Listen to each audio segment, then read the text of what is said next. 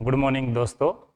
My self doctor Mahesh Kumar, MSc in veterinary medicine.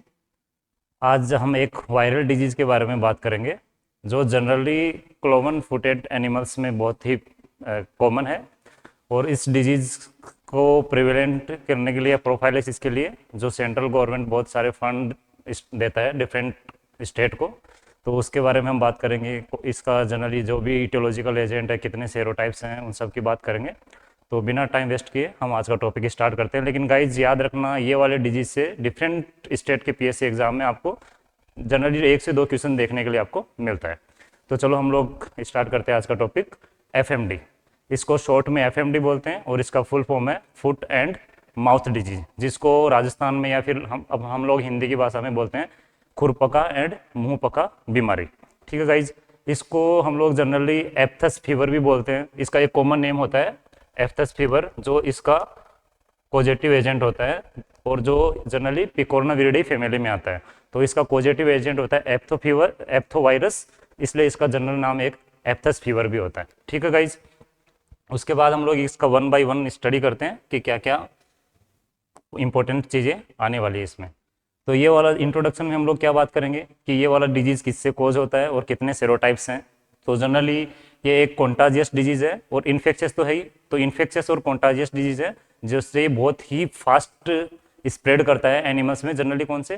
Cloven footed animal guys कौन से होते हैं, जिसमें आप एक पिक्चर्स में देख सकते हो कि इसका हुफ्स 2 टॉयज में डिवाइड हो रहा है। इसलिए इसको जो भी एनिमल्स हैं जिसका हुफ है वो 2 टॉयज या मोर देन 2 टॉयज में डिवाइड होता है, उसको बोलते हैं क्लोवन हुफ्ड एनिमल्स। अदरवाइज इसका एक और जनरल टर्म यूज होता है इवन टोड एंगुलेंट्स। तो ये वाला जो एफएमडी डिजीज है वो इवन टोड एनिमल्स में या फिर क्लोवन हुफ्ड एनिमल्स में कॉमन है। और जो मैंने बताया कि जो वायरस है एप्थो वायरस भी बोल सकते हैं या फिर एफएमडी वायरस भी बोल सकते हैं, जो जनरली पिकोरनाविरिडे से आता है और ये एक सिंगल स्टैंडर्ड आरएनए वायरस होता है गाइस। ठीक है, इसमें जनरली टोटल 7 सेरोटाइप्स होते हैं। जनरली जो 7 सेरोटाइप्स हैं उसमें इंडिया में कौन कौन से कॉमन है उनकी भी बात करेंगे। तो जनरली OAC एशिया 1 एंड से 1 2 3 ये जनरली साउथ अफ्रीका में होते हैं, और जो OAC एशिया 1 ये जनरली एशियन कंट्री और इंडिया में है। इसमें से जो मोस्ट प्रिविलेंट इंडिया में है वो कौन से हैं? O and A। अगर दोनों में से ऑप्शन ठीक है, दोनों है तो ठीक है, नहीं अगर दोनों में से एक ऑप्शन चॉइस करना हो तो आपको आंसर O आएगा। ठीक है गाइज,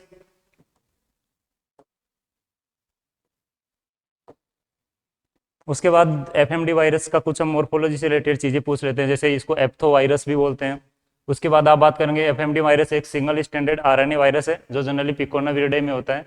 एक चीज होता है गाइज, इसका वैक्सीनेशन फेल्योर का जो सबसे मेन रीजन होता है ना, क्योंकि इसका जैसे वैक्सीन है, जो भी वैक्सीन फॉर्मेट किया है उसमें मान लो इसका टोटल 3 स्ट्रेन मान लिया, OAC स्ट्रेन है या फिर OAC एशिया 1 इंक्लूड कर लिया, लेकिन मान लो जो डिजीज हुआ है वो मान लो स्टेट 1 से हुआ है, तो इसलिए इसका क्या करेगा, जो वो इसमें क्रॉस प्रोटेक्शन एब्सेंट रहता है।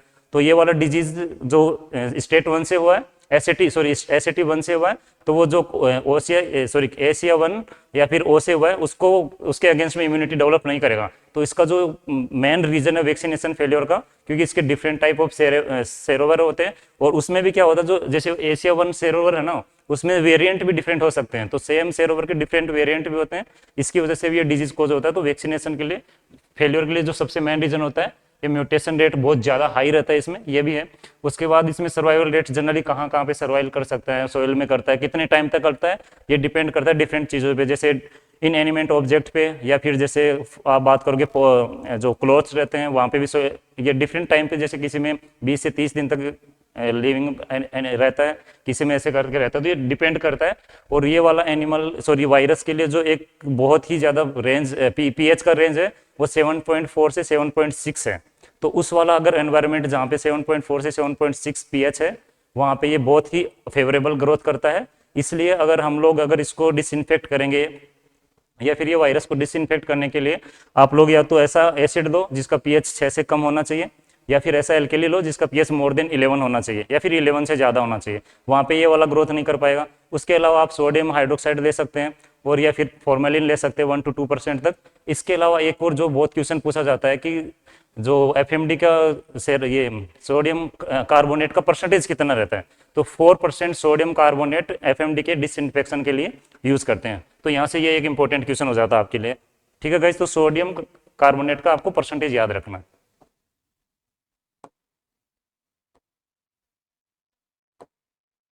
उसके सेरोटाइप्स मैंने बोल दिया, O A C Asia one SAT two and SAT three. India में जनरली 4 होते हैं, जो पहले बता दिया O A C and Asia one, लेकिन जो मोस्ट कॉमन है वो ओ सेरोटाइप है। ठीक है गाइज, उसमें जो बताया ना कि इसमें इम्यूनिटी जो वैक्सीनेशन फेलियर का जो सबसे बड़ा रीजन है, और जो वो है no cross protection between serotype, infection by one dose not protect against other. जैसे मान लो जिसमें वो टोटल 4 सेरोटाइप्स हैं, तो वो 5th के अगेंस्ट में इम्यूनिटी डेवलप नहीं कर पाता है, तो इसलिए ये डिजीज हो जाता है वैक्सीन देने के बाद भी।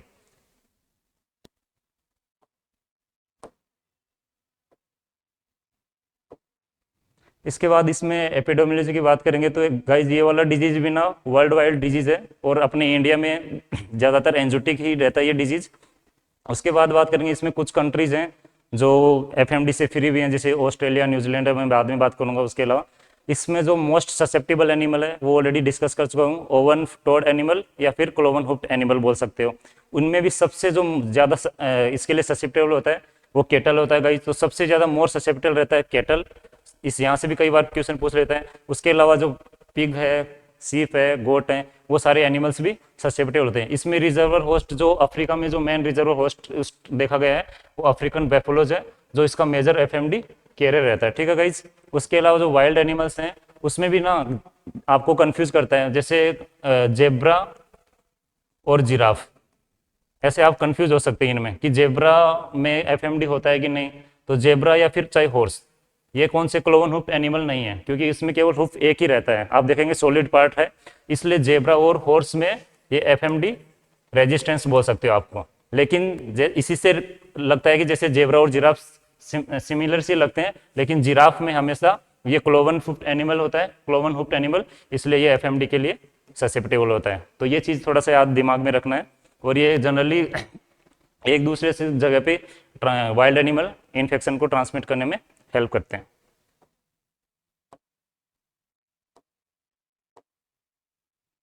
उसके बाद इसका गाइज जनरली ट्रांसमिशन होता है ना, वो आपको डायरेक्ट कॉन्टेक्ट से बहुत ही ज़्यादा स्प्रेड होता है ये वाला डिजीज। तो डायरेक्ट कॉन्टेक्ट आप जैसे इसका वेसिकल्स फॉर्मेशन होता है, ब्लिस्टर फॉर्मेशन है, या फिर जैसे सलाइवा से हो सकता है।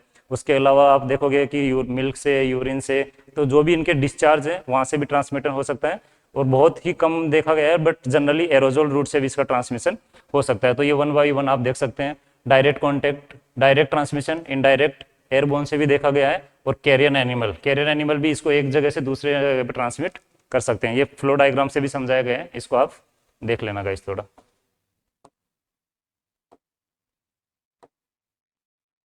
उसके बाद बात करते हैं इसका पैथोजेनेसिस की, कि ये वाला वायरस बॉडी में इंटर करने के बाद कहाँ पे मल्टीप्लिकेशन करता है, क्या करता है गाइस।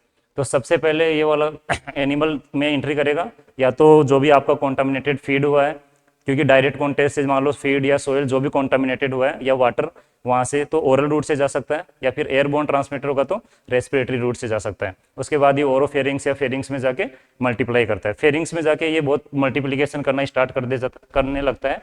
उसके बाद मल्टीप्लिकेशन यहाँ से स्टार्ट हुआ, उसके बाद जाता है लिम्फेटिक सिस्टम में। लिम्फेटिक सिस्टम में जाने के बाद गाइज ये ब्लड सर्कुलेशन में इंटर कर जाता है, और वहाँ पे वायरेमिया हो जाता है। तो इसमें जो फीवर का जो एक मेन रीजन होता है ना, कि ये ब्लड में जाके बहुत मल्टीप्लिकेशन करता है और वहाँ पे वायरेमिया कोज करता है, जिसकी वजह से आप देखोगे कि यहाँ पे इसमें फीवर हो जाता है 104 से 106 डिग्री फ़ारेनहाइट। किसकी वजह से? Due to viraemia. ठीक है गाइज, उसके बाद इसमें वेसिकल्स फॉर्मेशन होता है, ब्लिस्टर होता है। इन सब का मैं पिक्चर आपको बाद में स्लाइड में दिखाऊंगा। जनरली कहाँ पे होता है ये? टंग पे हो सकता है, गम्स में, फूज में, उसके बाद टीट्स पे, ये सब चीज़ें आपको देखने के लिए मिलेगा गाइज। उसके बाद अल्सरेशन आफ्टर वेसिकल फॉर्मेशन, ये देख सकते हो। और जो इम्यूनो कॉम्प्रोमाइज्ड एनिमल है उनमें भी ये वाला डिजीज बहुत कॉमन है। और सेकेंडरी बैक्टीरिया अगर आप पहले ही पहचान लोगे तो इसका, वैसे तो वायरल है, कुछ ट्रीटमेंट है नहीं, लेकिन आप सपोर्टिव ट्रीटमेंट देके रिकवर कर सकते हैं जो भी वेसिकल्स हैं, ये सब चीज़ों को। लेकिन अगर उनमें सेकेंडरी बैक्टीरियल इन्फेक्शन हो गया तब जाके उसको फिर ट्रीटमेंट करना बहुत ही दिक्कत वाली बात है गाइस। तो ये जनरली ऐसे ट्रांसमिटर हो गया। उसके बाद एक चीज़ है, जब वायरेमिया कोज हो गया उसके बाद ये वापस जहाँ पे उसका सीट ऑफ प्रेडिलेक्शन है, जहाँ पे इसने एंट्री किया, यहाँ पे मल्टीप्लिकेशन किया, वहां पे वापस आता है और वहां पे टिपिकल वेसिकल फॉर्मेशन करता है गाइज, टिपिकल वेसिकल फॉर्मेशन करता है वापस जहां पे उसका सीट ऑफ प्रेडिलेक्शन है गाइज।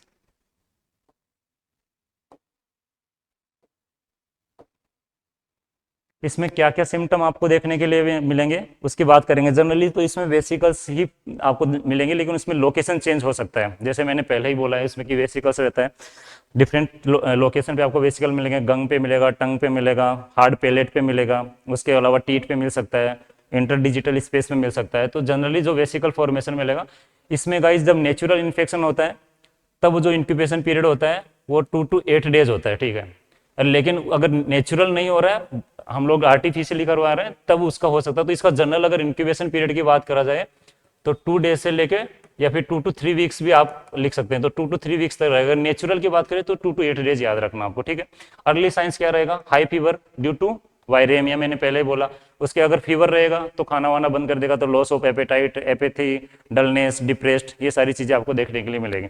उसके बाद वेसिकल्स या फिर ब्लिस्टर फॉर्मेशन मिलेगा आपको। कहाँ कहाँ पे मिलेगा, ये मिलेगा आपको जैसे माउथ वाला माउथ में जो बक्कल कैप्सूल, बक्कल पार्ट है वहां पे मिलेगा, टंग, गम्स, उस ये सब होने की वजह से क्या होगा, एक्सेसिव सलाइवेशन होगा। जो एनिमल है उससे आप देखोगे कि फ्रोथी टाइप का डिस्चार्ज रहेगा, वो हो सकता है। उसके बाद जब टंग पे अगर आप लिसेंस है तो टंग को प्रोट्यूड कर देगा, तो प्रोट्रूजन ऑफ द टंग आपको देखने के लिए मिल सकता है। इंटरडिजिटल स्पेस से आपको वेसिकल फॉर्मेशन मिलेगा। उसके बाद आप टीथ पे देखोगे तो टीथ पे वेसिकल फॉर्मेशन मिलेगा, और ये उसके बाद मेस्टाइटिस के लिए एनिमल को प्रोन कर देता है, तो मेस्टाइटिस भी आपको देखने के लिए मिल सकता है गाइज। ज़्यादातर आप देखेंगे कि जो फार्मर्स को जो लॉस होता है वो इसमें मिल्क प्रोडक्शन 80% तक उसमें डिक्रीज हो जाता है, तो ये फार्मर्स के लिए बहुत ही मतलब लॉस वाला डिजीज है। उसके बाद आप देखोगे यंग एनिमल्स में, यहाँ पे एक इंपॉर्टेंट क्वेश्चन पूछा जाता है गाइज,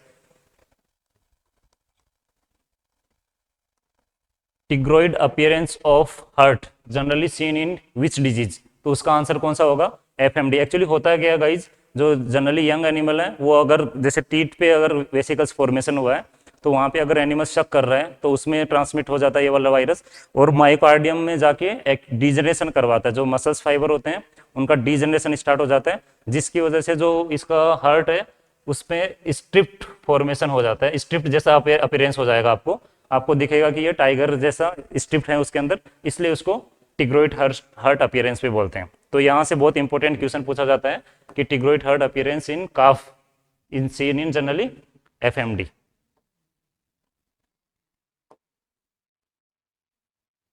कुछ पिक्चर्स जैसे ये वाला पिक्चर्स आपको शो कर रहा है, मैंने बोला कि मैं कुछ पिक्चर्स आपको शो करूंगा।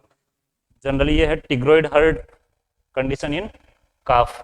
इसके बाद आप देखोगे जो ये पिग का सनत है उसमें आपको ब्लिस्टर फॉर्मेशन दिख रहा है। ये केटल का टंग है, उसमें आपको वेसिकल फॉर्मेशन, ये रप्चर वेसिकल फॉर्मेशन है, क्योंकि जब वेसिकल स्टार्टिंग में रप्चर नहीं होता, लेकिन जब एनिमल फीड खा रहा है तो टंग से मूवमेंट रहता है, तो उस टाइम पे वेसिकल्स रप्चर्ड हो जाता है। इसमें देखोगे आप इंटरडिजिटल स्पेस में आपको वेसिकल फॉर्मेशन है। तो ये डिफरेंट एनिमल्स का पिक्चर शो किया है ताकि आप लोग अच्छे से समझ सके कि हाँ भाई ऐसा ऐसा कोरिलेट कर सकते हैं।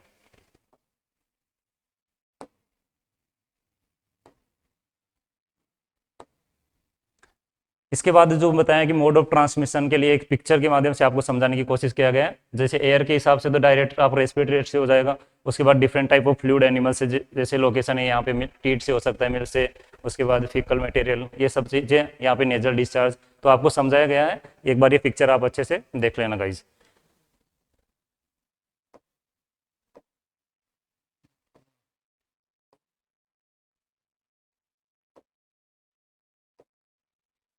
क्लिनिकल साइंस के बाद कई बार गाइज इंपॉर्टेंट क्वेश्चन पूछा जाता है कि एफएमडी के पोस्ट एफएमडी का क्या क्या क्लिनिकल साइंस रहता है, या फिर सेक्वेली ऑफ एफएमडी, मतलब एफएमडी होने एनिमल रिकवर हो गया, एफएमडी से रिकवर होने के बाद एनिमल क्या क्या साइन सिम्टम्स शो करता है।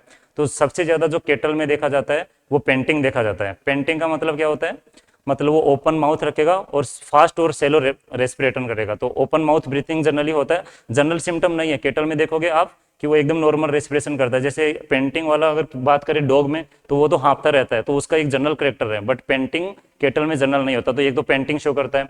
उसके अलावा क्या करता है गाइज, डिस्पनिया, जब रेस्पिरेटरी रेट सांस लेने में अगर उसको दिक्कत हो रहा है तो वो भी होता है। उसके अलावा जो हेयर ग्रोथ है वो बहुत ज़्यादा हो जाता है गाइज। तो ये 2-3 चीज़ें आपको याद रखना है सेक्वेली ऑफ एफएमडी गाइज। उसके अलावा नेक्स्ट बात करेंगे हम स्लाइड में कि इसका डायग्नोसिस कैसे कर सकते हैं। तो डायग्नोसिस आपको हिस्ट्री पहले पता हो, पहले first based on history.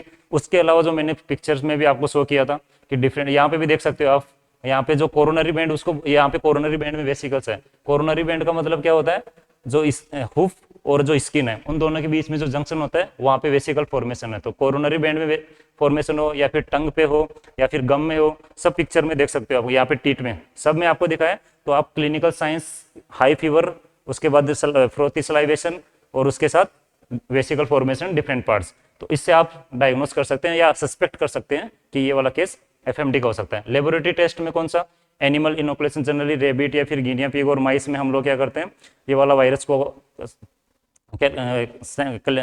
Virus को क्या करेंगे, सैंपल कलेक्ट करने के बाद आइसोलेट करेंगे और इसमें इंजेक्ट करेंगे। उसके बाद देखेंगे कि इसमें कितना दिन बाद डेथ हो रहा है, तो ऐसे कर सकते हैं। जो वायरस को कंफर्मेशन करना है उसके लिए जो टेस्ट किया जाता है वो कंफर्मेटरी टेस्ट के लिए कौन सा होता है, कॉम्प्लीमेंट फिक्सेशन टेस्ट। एलाइजा भी कर सकते हो आप, और उसमें एफएटी भी कर सकते हो गाइज। तो जनरली जो लैब टेस्ट यूज होते हैं वो सारे आपके सामने हैं।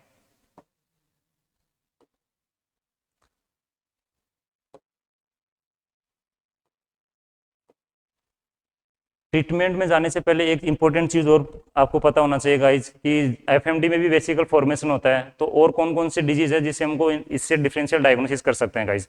तो आप देखेंगे इसको बोवाइन मेलिग्नेंट कैटारल फीवर, उसमें भी फीवर रहता है, इसमें भी फीवर है। तो इनको अब डायग्नोसिस करना है वायरस को आइसोलेशन करने के बाद, तो इससे डिफरेंशियल डायग्नोसिस करना है। उसके बाद आप देखोगे वेसिकुलर स्टोमेटाइटिस, वहाँ पे भी आपको वेसिकल फॉर्मेशन मिलता है।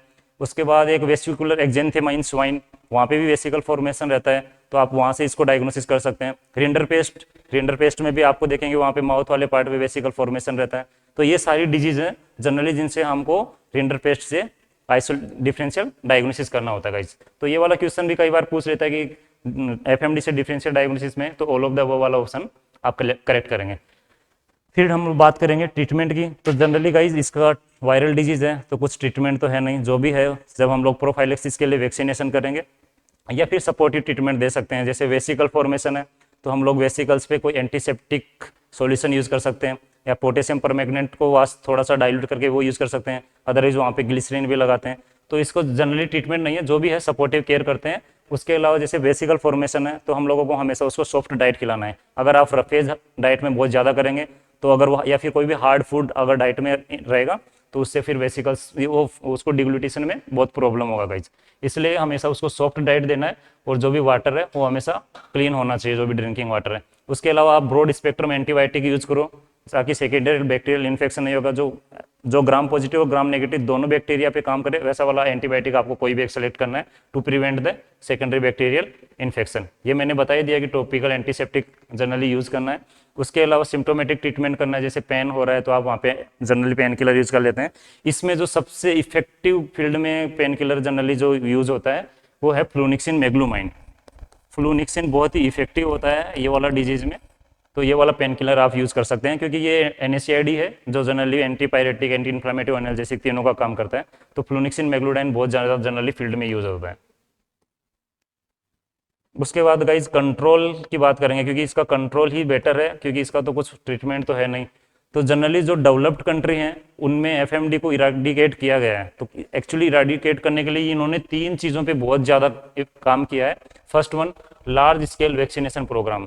जितने भी एनिमल्स हैं उनके कंट्री में लार्ज स्केल उन्होंने वैक्सीनेशन कैंपेन चलाया, जैसे अभी इंडिया में चल रहा है, हम उसकी भी बात करेंगे।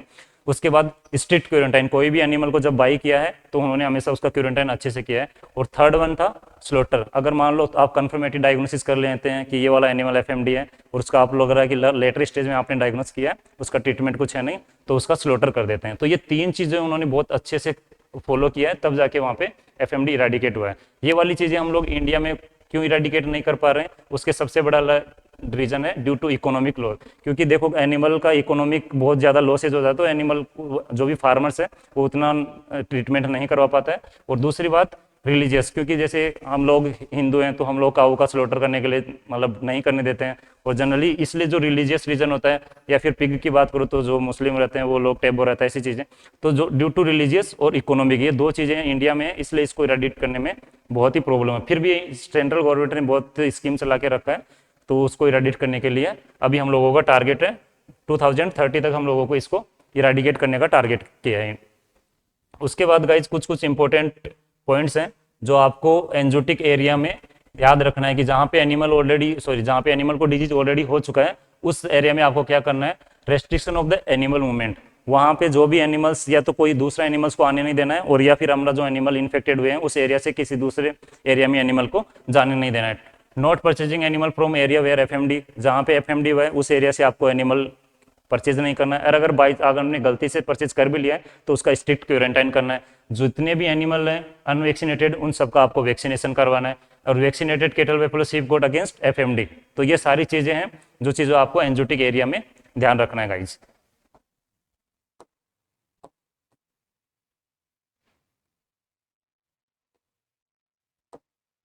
अगर गाइज आउटब्रेक हो गया एक डिजीज का, एफएमडी का, तो कौन कौन सा हम लोगों को पॉइंट ध्यान में रखना है। जैसे आउटब्रेक हुआ तो जो भी एनिमल है उसको सबसे पहले आपको क्या करना है, आइसोलेट करना है। आइसोलेट करने के बाद बाकी और एनिमल, आइसोलेट क्यों करना है, ताकि बाकी एनिमल को ये इन्फेक्ट नहीं कर सकते हैं। ठीक है, तो आपने एनिमल को पहचान लिया, डिटेक्ट कर लिया वायरस को, उसके बाद आपको आइसोलेट करना है। उसके बाद आपको जो भी एनिमल हुआ है ना वहाँ पे आपको उसको पास्चर पे ग्रेजिंग करने के लिए नहीं भेजना है। जहाँ पे अगर एक पॉन्ड में बहुत सारे एनिमल्स अगर वाटर ड्रिंक कर रहे हैं तो वहाँ पे आपको अलाउ नहीं करना है वाटर ड्रिंक करने के लिए। तो ये सब चीज़ों से उसको पहले रोके रहना है, अदरवाइज ये बाकी और एनिमल को इन्फेक्ट करेगा। जो भी न्यू एनिमल करना है उसको आप स्ट्रिक्टली क्वारंटाइन करेंगे। तो एटलीस्ट परचेजेस और new animal should not be purchases until 6 month. जहाँ पे एफएमडी हुआ है वहाँ से एटलीस्ट आपको 6 मंथ तो कोई भी नया एनिमल परचेज नहीं करना है। और जो भी सिक एनिमल है उनको आपको, मैंने बोला जैसे डिसइंफेक्ट अगर मान लो हो पा रहा है तो 4% सोडियम कार्बोनेट से उसको डिसइंफेक्ट कर सकते हैं। तो ये सारी चीज़ें आपको याद रखना है गाइज।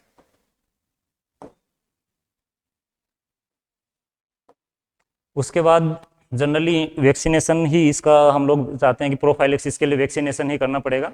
और वैक्सीनेशन जो जनरली इंडिया में यूज होता है वो किल्ड वैक्सीन है, और वो भी कौन सा, ऑयल एडजुवेंट वैक्सीन होता है गाइज। ऑयल एडजुवेंट वैक्सीन, और जो मार्केट में अवेलेबल होता है वो रक्षा ट्राई ओवेक के नाम से, रक्षा ओवेक और रक्षा ट्राई ओवेक। ओनली रक्षा ओवेक में केवल एफएमडी के लिए रहता है, और रक्षा ट्राई ओवेक में एफएमडी एचएस प्लस बीक्यू रहता है गाइज। तो इसमें जो जनरली रक्षा जो ट्राइवेलेंट वैक्सीन है उसमें कौन कौन सा स्ट्रेन रहता है, OA-A7, केवल 3 सेरोटाइप रहते हैं। इन तीनों सेरोटाइप के अगेंस्ट इम्यूनिटी डेवलप होगा। इसके अलावा अगर कोई दूसरे सेरोटाइप से अगर डिजीज कोज होता है तो उसके अगेंस्ट इम्यूनिटी डेवलप नहीं होता, क्योंकि इसमें क्रॉस प्रोटेक्शन नहीं होता।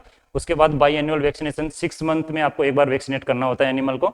और फ्री वैक्सीन जो सेंट्रल गवर्नमेंट ने जो एक स्कीम चला के रखा है वो है NADPC। इसकी बात हम लोग नेक्स्ट स्लाइड में करते हैं guys. Different type of vaccine जैसे क्लासिफिकेट किया गया है। जैसे इनएक्टिवेटेड वैक्सीन जनरली जो कॉमर्शियल वैक्सीन मिलते हैं वो किल्ड वैक्सीन होते हैं। लाइव वैक्सीन इंडिया में अवेलेबल अभी है नहीं, तो लाइव वैक्सीन की बात हो नहीं। ऑयल एडजुवेंट वैक्सीन बहुत ज़्यादा यूज होता है क्योंकि ये प्रोलॉन्ग्ड टाइम तक हम लोगों को इम्यूनिटी प्रोवाइड करवाता है, इसलिए ज़्यादातर ऑयल एडजुवेंट वैक्सीन या फिर किल्ड वैक्सीन ये दो ही यूज करते हैं। उसके अलावा recombinant subunit vaccine, mRNA vaccine और DNA वैक्सीन, ये डिफरेंट टाइप ऑफ क्लासिफिकेशन है। एक बार इनमें से आप देख लेना, ठीक है गाइज।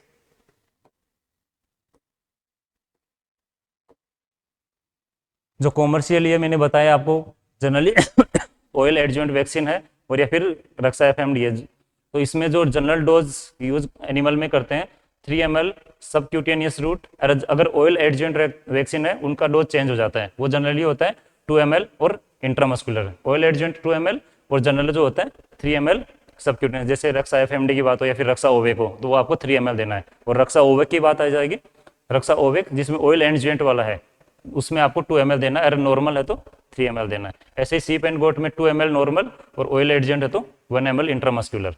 ऐसे ही पिग में 3 ml सबक्यूटेनियस और ऑयल एडजेंट है तो 2 ml इंट्रामस्कुलर। उसके बाद जो जनरली एनिमल्स का प्राइमरी वैक्सीनेशन करने का जो एज स्टार्ट है जनरली 4 मंथ्स कंसिडर करते हैं, 3 महीने से ज़्यादा होना चाहिए। लेकिन हम जो फर्स्ट वैक्सीन करते हैं वो 4 मंथ से करते हैं। उसके बाद हम लोग जैसे डॉग में बूस्टर लगाते हैं तो इसलिए एफएमडी में भी बूस्टर करना होता है हम लोगों को। जनरली 1 मंथ हम लोग कंसिडर करते हैं या फिर 3 to 4 वीक्स या 4 to 5 वीक्स कंसिडर कर सकते हैं। उसके बाद हम लोग 6 मंथ इंटरवल पे मतलब बाई एनुअली आपको वैक्सीनेट करना होता है। जो मार्केट में अवेलेबल है जो only Raksha ovac means only FMD और Raksha triovac means FMD HS plus BQ, उसका भी डोज रेट आप 3 ml ही होता है, वो भी आपको इंट्रामस्कुलर मिड नेक रीजन में देना होता है गाइज।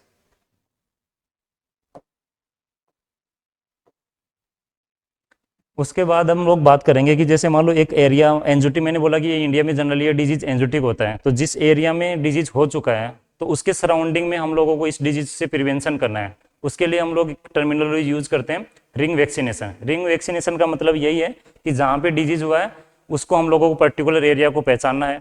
पर्टिकुलर एरिया पहचानने के बाद हम लोग 3 to 10 किलोमीटर का जो रेडियस है वहाँ पे एक जैसे रिंग टाइप से हम लोग वो जोन सेलेक्ट करना है। उस सेलेक्ट करने के बाद जितने भी ससेप्टेबल एनिमल है उन सारे ससेप्टेबल एनिमल को हम लोगों को वैक्सीनेट करना है। तो ये सारी चीज़ें रिंग वैक्सीनेशन में आते हैं। ये वैक्सीनेट हम लोग क्यों करना है, क्योंकि ताकि वहाँ से वो वाला डिजीज स्प्रेड होके हमारा ये जो ससेप्टेबल एनिमल इनको इन्फेक्ट ना कर सके। और एक चीज़ और याद रखना है, यहाँ पे जो मूवमेंट है वो एकदम बंद कर देना। जहाँ से भी हम लोगों ने वैक्सीनेट किया है वहाँ पे जो डिजीज एंजाइटिक एरिया है वहाँ से एनिमल को मूवमेंट नहीं होना चाहिए। तो ये वाला रिंग वैक्सीनेशन आपसे रिंग वैक्सीनेशन करने से हम लोग जो ससेप्टेबल एनिमल है उनको प्रिवेंट कर सकते हैं एफएमडी से।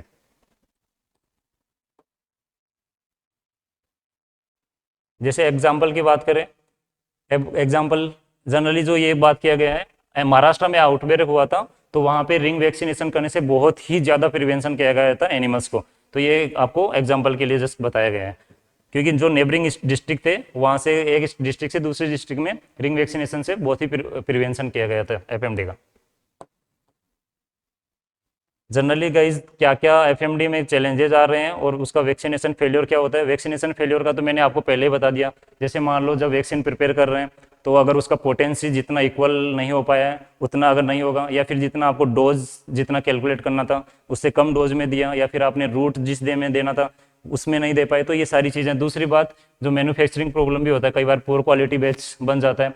उसके अलावा मैंने बताया कि इसमें जो क्रॉस प्रोटेक्शन एब्सेंट रहता है तो वो भी वैक्सीनेशन फेलियर के लिए। क्या क्या चैलेंजेस आते हैं इराडिकेशन में। जनरली रूरल एरियाज में आप जाओगे ना वैक्सीनेट करने के लिए, तो वहाँ पे फार्मर्स अपने एनिमल को वैक्सीनेट करने ही नहीं देते हैं, क्योंकि वो उनको इस चीज़ का एजुकेशन नहीं होता कि ये वाला जो वैक्सीन है वो देने से हमारे एनिमल को डिजीज नहीं होगा। उनको लगता है कि ये वाला वैक्सीन दे रहे हो तो हमारे एनिमल को डिजीज हो जाएगा, तो उनको एजुकेशन नहीं है, तो हम लोग वैक्सीनेट नहीं कर पाते हैं प्रॉपर। कैरियर एनिमल में कंटिन्यूस वायरस रहता है। यार एक चीज़ और है, जैसे कैटल में भी अगर एफएमडी हुआ है तो वो भी अगर रिकवरी करने के बाद वो भी कैरियर का काम कर सकता है गाइज। उसके अलावा अब हम लोगों को बायोसिक्योरिटी मेजर एकदम स्ट्रिक्टली फॉलो करना होता है। ये सारी चीज़ें जो चैलेंजेस आ रही हैं। उसके बाद वैक्सीनेशन फेलियर का आपको रीजन सारे मैंने बता ही दिया है। डोज प्रॉपर नहीं है, ये सारी चीज़ें, no booster vaccination, poor storage, beyond expiry date. अगर आपने एक्सपायरी डेट से आगे का अगर यूज़ कर लिया तो भी हम लोग वैक्सीनेशन फेलियर हो जाएगा। तो ये सारी चीज़ें आपको 1 by 1 याद रखना है। इकोनॉमिक इम्पैक्ट क्या है, ये मैंने पहले ही बताया कि जैसे फार्मर्स को क्या होता है भाई, वो एनिमल्स को कैटल या बफेलो को क्यों रखते हैं, ताकि हम लोगों को मिल्क, या फिर जैसे मान लो हम लोग सीप एंड गोट को रखते हैं मीट पर्पज से, तो हम लोग को अगर ये चीज़ें नहीं मिलेगा या फिर इनका क्वालिटी बेकार हो जाएगा, तो इसलिए फिर एनिमल्स को फार्मर्स को बहुत ज़्यादा लॉसेज होता है। तो ये सारी जो क्या क्या मेजर लॉसेज है डेयरी सेक्टर में क्यों होता है कि 50 to 80% प्रोडक्शन इसमें मिल्क का कम हो जाता है, और मीट का जो क्वालिटी है उसमें भी प्रॉब्लम होता है। जनरली जो एस्टिमेट किया गया है 20,000 करोड़ का एनुअल लॉस होता है एफएमडी से। उसके बाद इसमें जो आपको मैंने बताया कि NADCP ये एक प्रोजेक्ट चल रहा है सेंट्रल गवर्नमेंट का, जिसका टारगेट है कि जितने भी एनिमल्स हैं उन सब एनिमल को आपको वैक्सीनेट करना है, और 2030 तक हम लोगों को एफएमडी को इंडिया से इराडिकेट करना है। तो इसका जो भी बजट है वो एटलीस्ट 13,000 करोड़ का प्रोजेक्ट है टोटल, जिसमें हम लोगों को सब एनिमल को वैक्सीनेट करना है। और इसका गोल जो मैंने पहले बता दिया, एफएमडी फ्री इंडिया बाई 2030। इसमें मैंने पहले ही बोला कि बाई एनुअल वैक्सीनेशन करना है, और जो मिनिमम एज है वो 4 मंथ्स के आसपास है। और इसके अलावा एक चीज़ और याद करना है, एनिमल का स्ट्रिक्ट क्वारंटाइन वैक्सीनेशन से नहीं होगा, स्ट्रिक्ट क्वारंटाइन में आपको फॉलो करना पड़ेगा, ताकि हम लोग भी इंडिया से एफएमडी को इराडिकेट कर सकते हैं गाइज।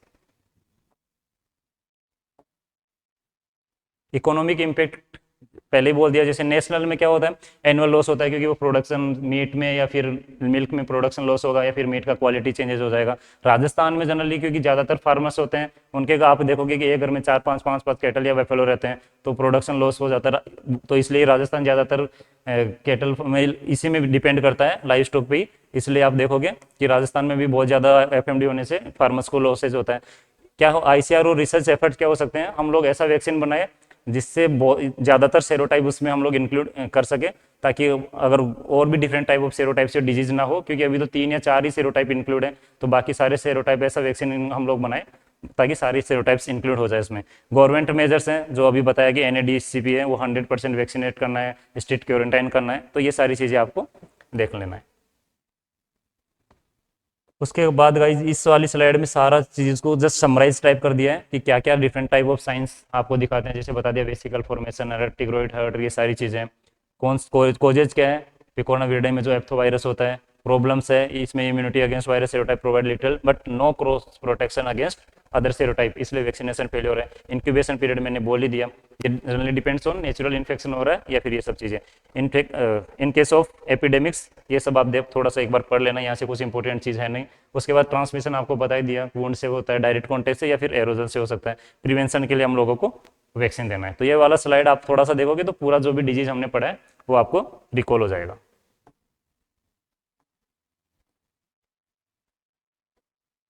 उसके अलावा जो सेंट्रल गवर्नमेंट ने आप अभी बताया मैं कि NADCP एक प्रोजेक्ट चल रहा है जो 13 करोड़ का है। अभी एक करंट जीके में भी ये वाला क्वेश्चन आपसे पूछ सकता है कि कितना करोड़ का है और इसका जो मेन एम क्या है। जो डिजीज कंट्रोल हम लोग 2025 तक जो FMD का डिजीज कंट्रोल का इन्होंने प्रोजेक्ट बनाया था, वो 2030 तक डिजीज इराडिकेट करना है। और इसका जो भी था मास्क वैक्सीनेशन है और स्ट्रिक्ट क्वारंटाइन आपको फॉलो करना पड़ेगा। इसके लिए आपको आधार कार्ड से ये सब एनिमल को लिंक करवाना होता है। ये सारी चीज़ें आपको देख लेना गाइस। प्रिवेंशन इसका वही है, वैक्सीनेट करना है आपको।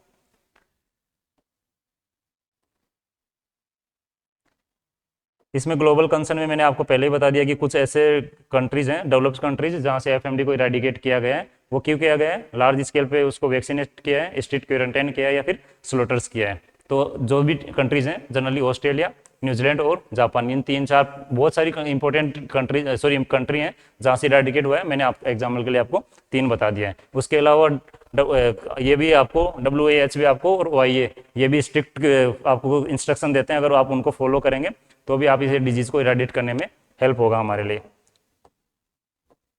उसके बाद लास्ट स्लाइड में आपको फाइनल इंपॉर्टेंट चीज़ें जो भी कि ये एक कॉन्टाजियस डिजीज है, वायरल में बहुत ही इंपॉर्टेंट डिजीज है जिससे आपको क्वेश्चन पूछ सकते हैं। उसके अलावा जो मेजर कंसर्न है इसमें, क्योंकि मिल्क प्रोडक्शन 50 to 80% तक लॉस हो जाता है। उसके अलावा मीट का क्वालिटी इसमें बेकार हो जाता है, इसलिए हम लोगों को फार्मर्स को इकोनॉमिक लॉस बहुत ज़्यादा होता है। इसमें जो भी है vaccine is the primary control measure, जो भी NADCP करवा रहा है conduct. India aims to eradicate FMD by 2030 और continuous research need to better vaccine and diagnostic. ये इसलिए बोल रहा है क्योंकि जो भी है सेरोटाइप्स, एक सेरोटाइप या 3-4 सेरोटाइप से हम लोग इंक्लूड कर रहे हैं, तो बाकी सेरोटाइप से अगर डिजीज हो गया तो उसके अगेंस्ट प्रोटेक्शन नहीं हो पाएगा because of no cross protection. तो गाइज ये था आज का टॉपिक FMD, जो बहुत ही इंपॉर्टेंट टॉपिक है। तो मैंने सारी चीज़ें आपको 1 by 1 बोला है। आपसे आशा है कि आप सब लोगों को फोटो से कोरिलेट करने में और समझने में बहुत ही ईजी रहा होगा। तो thank you guys, all the best. Next time मिलेंगे एक और टॉपिक के साथ। धन्यवाद।